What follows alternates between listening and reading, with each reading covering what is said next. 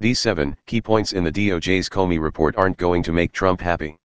A bombshell new report from the Department of Justice examined the FBI's conduct during the investigation of Hillary Clinton's emails, and many of its key findings completely contradict President Donald Trump's narrative of a politically motivated bureau that is determined to bring him down.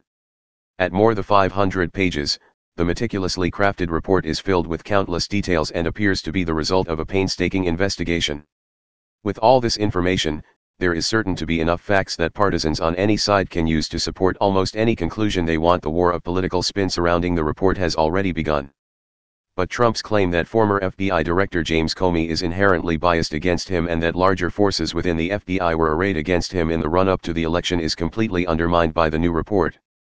Here are 7 key findings of the report that conflict with Trump's now entirely debunked narrative about the FBI. 1. Clinton was rightfully exonerated in the email probe. While many conservatives are still completely convinced that Hillary Clinton was guilty of egregious wrongdoing in the email case, this fact served as a major argument during Trump's campaign. The Inspector General believes Comey made the right call when he concluded that she wasn't guilty of a crime. The report says Comey's determination was consistent with the department's historical approach in prior cases under different leadership. 2. Comey's decision to criticize Clinton in a July press conference was unjustified.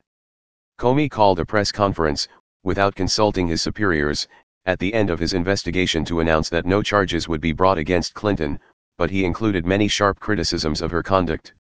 He has acknowledged that this was an unusual choice, but he argued that the difficult circumstances of the case warranted it.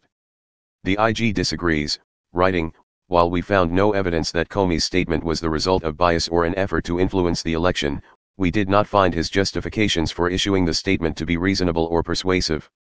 This undermines Trump's claim that the FBI leadership, and Comey in particular, was biased against him. If Comey acted inappropriately in a way that disparages Clinton, it's hard to believe he was secretly trying to hurt her electoral opponent. 3. Comey's decision to reveal that the email probe had reopened was similarly an error in judgment.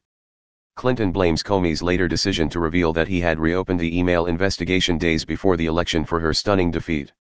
The IG also criticized this decision, though it didn't consider its impacts on the election.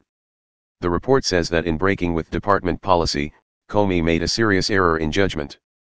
This conclusion, like the one about the July press conference, further demonstrates that Comey was absolutely not biased in favor of Clinton. 4. Peter Strzok and Lisa Page were aggressive investigators of Hillary Clinton. Trump and his supporters don't just believe that Comey was biased in favor of Clinton, they also believe that FBI agents Peter Strzok and Lisa Page also conspired against Trump. While there is ample evidence in the form of text messages that the pair disliked the president and didn't want him to win, the new report also provides evidence that their investigative work was not designed to favor Clinton.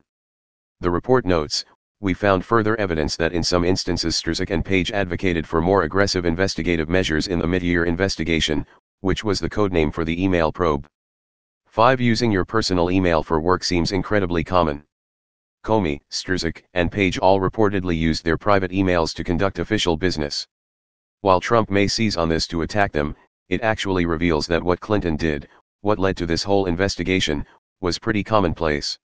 In other words, the whole investigation into Clinton's emails, while it did discover some problematic behavior, was on the basis of conduct that seems to be extremely widespread in government. The investigation into Trump's campaign, on the other hand, touches on behavior entirely unheard of in the world of modern politics. 6. Andrew McCabe did what he was supposed to do when he didn't recuse from the Clinton investigation.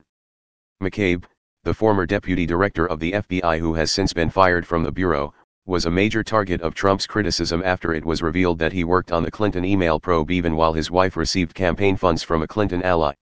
However, while other reports do implicate McCabe in wrongdoing, the IG says that McCabe did what he was supposed to do with regards to his decision not to recuse. 7. The FBI should reconsider its recusal guidelines. The report does suggest, however, that guidelines should be revised so that people in McCabe's position in the future do not create the impression of bias. But even this fact is bad for the president because he has encouraged Attorney General Jeff Sessions to withdraw his recusal from the investigation into Trump's campaign, even though he was an active member of that campaign.